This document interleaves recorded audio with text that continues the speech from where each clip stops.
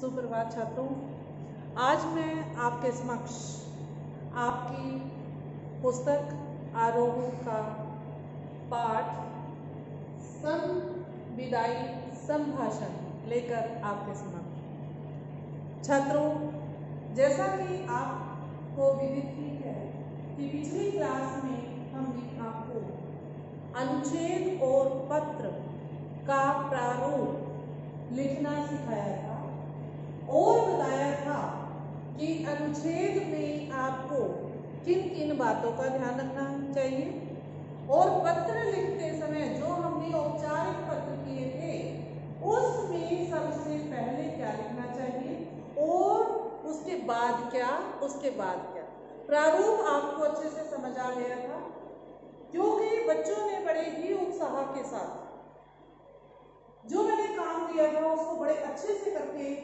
Group में भेजा है। मुझे खुशी हुई कि बच्चे अच्छा कर सकते हैं अगर थोड़ा सा और उनको मोटिवेट किया जाए। सच में बच्चों, आप बहुत अच्छे हो, आप बड़ा अच्छा काम करते हो, सुंदर राइटिंग भी करते हो और सुनते भी हो। ठीक है, तो अगर आप ऐसे ही करोगे तो बड़ा अच्छा होगा।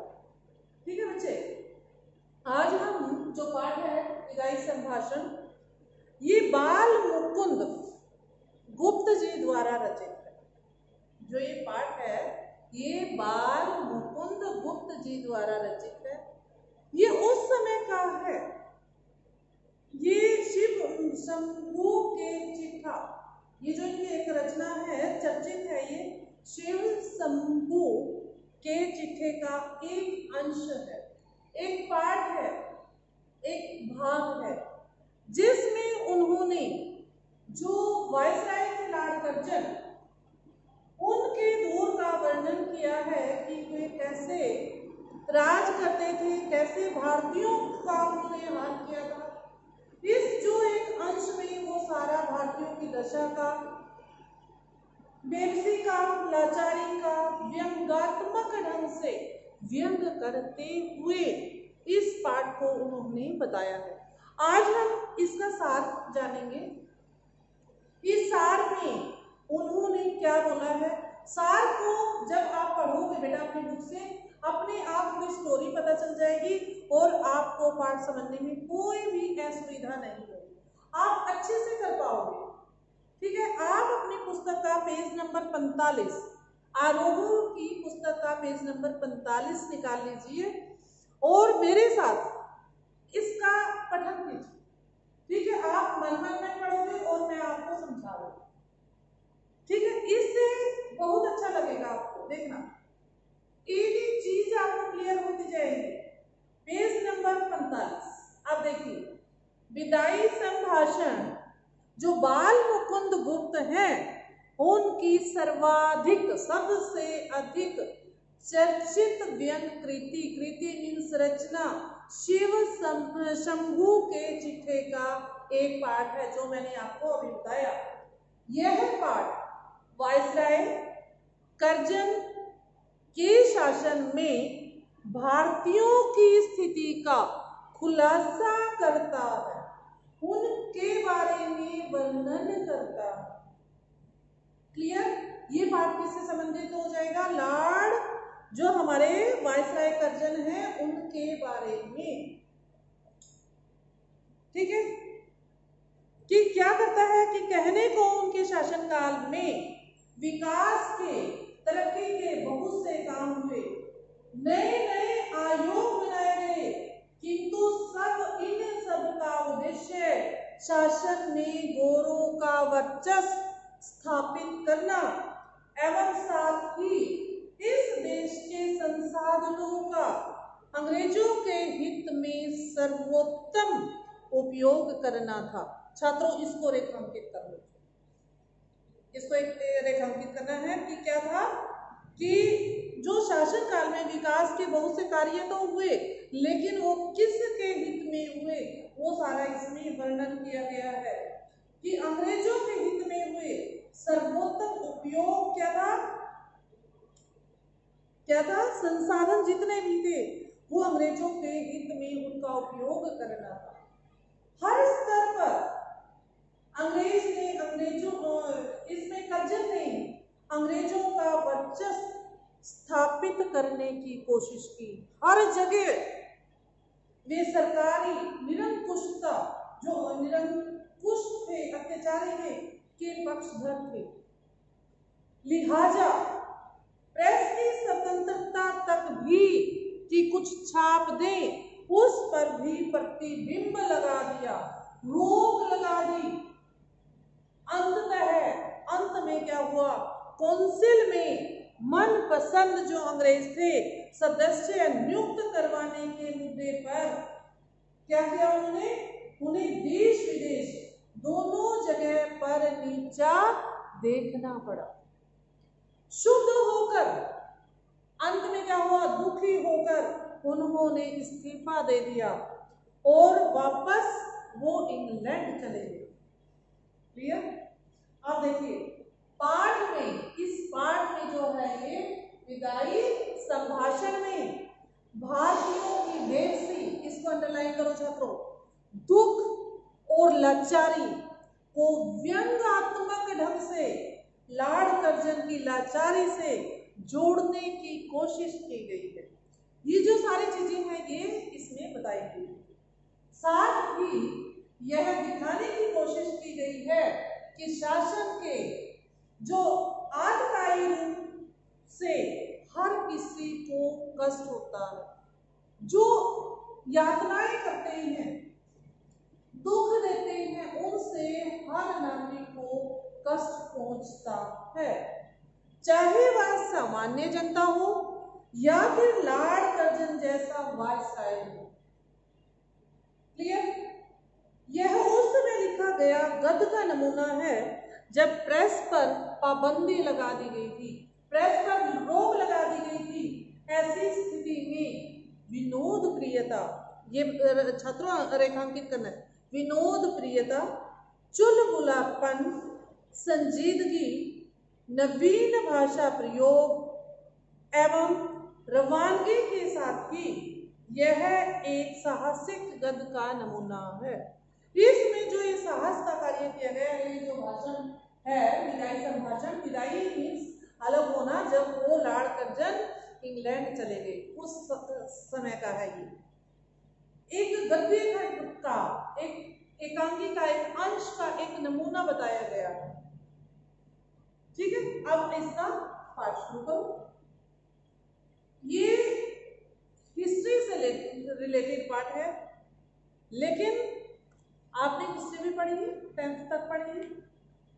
अब जानिए, माय लॉर्ड, अंत को आपके शासन काल का इस देश में अंत हो गया। माय लॉर्ड, अंत को आपके शासन काल का इस जो ये देश है इसमें अंत हो गया। लास्ट में क्या बोलते हैं कि आखिरकार क्या हुआ? आपके शासन काल का इस देश से अंत हो गया। अब आप इस देश से अलग होते हैं। इस संसार में सब बातों का अंत है। ये नहीं है कि हमेशा हर कोई रहता है। आज किसी की चलती है तो कल दूसरी की चलती है, कल परसों तीसरे की चलेगी।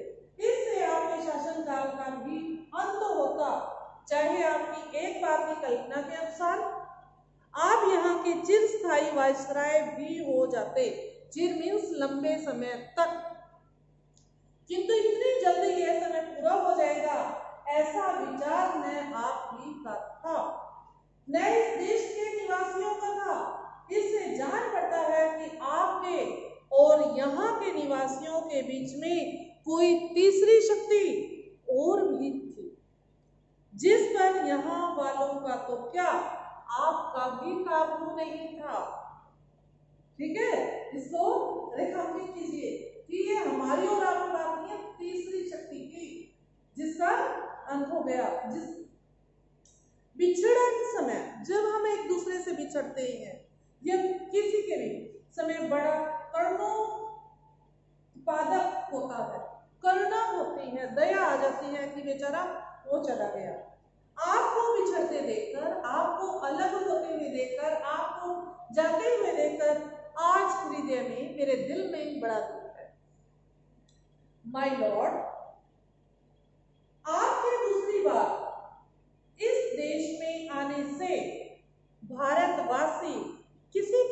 आकर्षक नहीं थे। कोई भी खुश नहीं था जब आप दूसरी बार भारत आए। ये यही चाहते थे कि आप फिर न आए, कि आप चले जाओ, बस आओ मत। पर आप आए और उससे यहाँ के लोग बहुत ही दुखी हुए। वे दिन रात यही मनाते थे कि जल्द श्रीमान यहाँ से पधारे, कि आप यहाँ से चले जाएं। पर ओहो, ये बड़ा दुर्भाग्य है, आज आपके जाने पर हर्ष की जगह विषाद हो रहा है, दुख हो रहा है। इसी से जाना कि विछड़न समय बड़ा प्रणोत्पादक होता है, बड़े जो दया का विषय होता है, बड़ा पवित्र होता है। इसको छात्रों रेखांकित करो। बड़ा निर्मल होता है, निर्मल में साफ होता है, और बड़ा कोमल होता है, नाजुक होता है। बैर भाव जो भी दुश्मनी है वो छूटकर शांत रस का आविर्भाव उस समय होता है। शांति छा जाती है। शांत रस की बात की गई है कि जाने के समय आपकी मुंह से कुछ भी नहीं फूट पड़ता और वहां पर शांति का माहौल हो जाता है। ठीक है छात्रों, माय लॉर्ड का देश देखने का इस दीन ब्राह्मण को, जो क्या बोल रहे हैं अपने आप को, दीन ब्राह्मण, दुखी ब्राह्मण को कभी इस जन्म में सौभाग्य नहीं हुआ। इस जन्म में मुझे मौका नहीं मिला। इससे नहीं जानता कि वहां बिछड़ने के समय लोगों का क्या भाव होता है। पर इस देश के पशु पक्षियों को भी बिछड़ने के समय उदास देखा गया। अगर पशु पक्षी भी बिछड़ते हैं तो जब भी हमारे मन में उदासी आ जाती है। एक बार अब वो क्या स्टोरी बताते हैं, शिव जो शंभू जी हैं के 2 गायें थी। इसको रेखांकित करो। उनके घर में 2 गायें थी। उनमें एक अधिक बलवती थी। बलवती मीन्स बलवान थी, ताकतवर थी। यहाँ बलवान क्या होता है, पुल्लिंग होता है, और स्त्रीलिंग जब हम बनाते हैं उसका बलवती हो जाता है। ठीक है, बलवान बलवती। वह कभी कभी अपने सींगों की टक्कर से, देखिए अब, दूसरी कमजोर गाय को गिरा देती थी, क्योंकि वो बलवान थी और दूसरी कमजोर थी। एक दिन वह टक्कर मारने वाली गाय पुरोहित को दे दी गई। जो पंडित जी थे, पुरोहित थे, पूजा पाठ करने वाले थे, उनको दे दी। देखा कि दुर्बल गाय उसके चले जाने से प्रसन्न नहीं, वो दुखी हुई। हालांकि वो उसको मारती थी, लेकिन फिर भी वो खुश नहीं हुई। उसको उसके जाने का दुख हुआ। उस दिन वह भूखी खड़ी रही, उसने खाना नहीं खाया, चारा छुआ तक नहीं। जो उसको खाने को दिया गया उसने वो टच तक नहीं किया। माय लॉर्ड, जिस देश के पशुओं के बिछड़ते समय यह दशा होती है, वहां मनुष्यों की कैसी दशा हो सकती है, इसका अंदाजा लगाना कठिन नहीं है। कि यहाँ पर तो पशु भी एक दूसरे से इतना प्यार करते हैं कि उनकी बिछड़न को बर्दाश्त नहीं कर सकते, और आप तो एक इंसान थे। ठीक है छात्रों, तो अब देखिए आगे भी इस देश में जो प्रधान शासन आए, जिनका राज्य हुआ, अंत में उनको जानना पड़ा। या जो भी आता है, चाहे वो प्रधानमंत्री है, मुख्यमंत्री है, या जो भी है, उसको एक ना एक दिन जाना होता है। ये फैक्ट है छात्रों, सच्चाई है। अगर मैं इस संसार में आई हूँ तो मुझे भी एक ना एक दिन जाना ही है, चाहे वो कोई भी है। कोई अमर नहीं है, सब अजर है, सबको जाना पड़ता है। इससे आपका जाना भी परंपरा की चाल से कुछ अलग नहीं है कि आप चले गए, ये तो परंपरा है। जो आता है वो जाएगा, आना है तो बिछुड़ना भी है, नेचुरल है। तथापि आपके शासनकाल का नाटक घोर दुखांत है। जो आपके शासनकाल में जो नाटक घटा, मैं इसको नाटक ही बोलूंगा, ये बड़ा दुखदायी था। और अधिक आश्चर्य की बात यह है कि दर्शक तो क्या, देखने वाले तो क्या, स्वयं जो सूत्रधार है, जिसने इस नाटक की कल्पना की थी, वो भी नहीं जानता था कि ये जो उसने जो खेल सुखांत समझकर खेलना शुरू किया कि इसमें मेरी भलाई होगी, वह उसका अंत ऐसे घोर दुख के साथ कैसे हुआ। उसने अपने भले के लिए तो ये नाटक किया कि मेरा भला हो जाएगा और दूसरों का बुरा हो जाएगा, लेकिन उसको सूत्रधार को भी ये नहीं पता था कि मेरे साथ भी इतना बुरा होगा।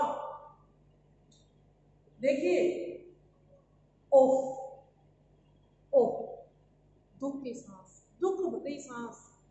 घमंडी खिलाड़ी समझता है, जिसको घमंड होता है वो खिलाड़ी क्या समझता है कि दूसरों को अपनी लीला दिखाता हूं, किंतु पर्दे के पीछे एक और ही लीलामय की लीला हो रही होती है। वो पर्दे के पीछे कौन होता है छात्र? भगवान की लीला।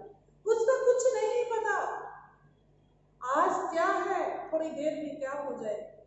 इसलिए कभी घमंड मत करना। ये घमंड की बात की गई है कि जो घमंडी खिलाड़ी होता है वो क्या सोचता है और भगवान क्या करता है। देखिए, घमंडी खिलाड़ी समझता है कि दूसरों को अपनी लीला दिखाता हूं, किंतु पर्दे के पीछे एक और ही लीलामय की लीला हो रही होती है, यह उसे खबर भी नहीं होती। इस बार मुंबई में उतर कर माय लॉर्ड, मुंबई की बात है छात्रों, आपके जो इरादे जाहिर किए थे जरा देखिए तो उनमें से कौन कौन से पूरे हुए। क्या आपको पता है कौन से पूरे हुए और कौन से नहीं? आपने कहा था कि यहां से जाते समय भारतवर्ष को ऐसा कर जाऊंगा कि मेरे बाद आने वाले बड़े लोगों को वर्षों तक कुछ करना नहीं पड़ेगा। याद करिए उस बात को लॉर्ड, इसको रेखांकित करो। वे कितने ही वर्षों सुख की नींद सोते रहेंगे, किंतु बात उलट गई। आप जब आए थे कुछ और था, लेकिन जब आप यहाँ आए तो वो बात उलट गई, उल्टी हो गई। आपको स्वयं इस बार बेचैनी जो है वो उठानी पड़ी है। और इस देश में जैसे अशांति आप फैला चले हैं, उसके मिटाने में आपके पद पर आने वालों को न जाने कब तक नींद और भूख हराम करनी पड़ेगी, नींद और भूख छोड़नी पड़ेगी। इस बार आपने अपना बिस्तरा गर्म राख पर रखा है कि अब की बार आपका बिस्तरा ठंडी छांव में नहीं है, गर्म राख जो जल्दी हुई चिंगारी उसके ऊपर है। और भारतवासियों को गर्म तवे पर पानी की बूंदों की भांति नचाया है। आप जिस प्रकार गर्म तवा होता है उस पर अगर पानी की बूंदें पड़ जाए तो वो उबलती हैं, ऐसे वो बता रहे हैं कि भारतवासियों को, इसको छात्रों रेखांकित करो, गर्म तवे पर पानी की बूंदों की तरह से आपने नचाया है। आप स्वयं भी खुश न हो सके और यहाँ की प्रजा को सुखी न होने दिया, इससे लोगों के चित्त पर बड़ा ही दुख है। ये उन्होंने बोला कि ना तो आप खुश रहे और ना ही पूरी जनता को आपने खुश रहने दिया, इससे बड़ा दुख क्या होगा। लोगों के मन में बड़े दुख की भावना है। छात्रों, आज हम इस पाठ का जो विदाई संभाषण है, पाठ इतना ही करेंगे। कल हम इस पाठ का इसी से आगे पठन करना शुरू करेंगे। आपको इस पाठ को पढ़ना है और जितने भी इसमें बेटा क्वेश्चन बन सकते हैं, छोटे छोटे क्वेश्चन, अपने आप ही इसको पढ़ोगे। 2 पेज हो चुके हैं और इसमें से ज्यादा क्वेश्चन बनाने की कोशिश कीजिए। फिर हम डिस्कस करेंगे कि उन्होंने क्या बनाए, आपने क्या बनाए, इससे क्या होगा। आपको वो क्वेश्चन अच्छे से याद हो जाएंगे, लर्न करने की जरूरत ही नहीं। ठीक है, जब आप चैप्टर को पढ़ोगे थोरली तो आपने आप ही वो चैप्टर आपकी स्टोरी की तरह से आपके मन में बैठ जाएगा। ठीक है, आज हम इतना ही करते हैं। अगली कड़ी में आपसे फिर मुलाकात होगी। तब तक के लिए आप स्वस्थ रहिए, घर पर रहिए, आनंद से रहिए और पढ़ते रहिए। धन्यवाद छात्रों।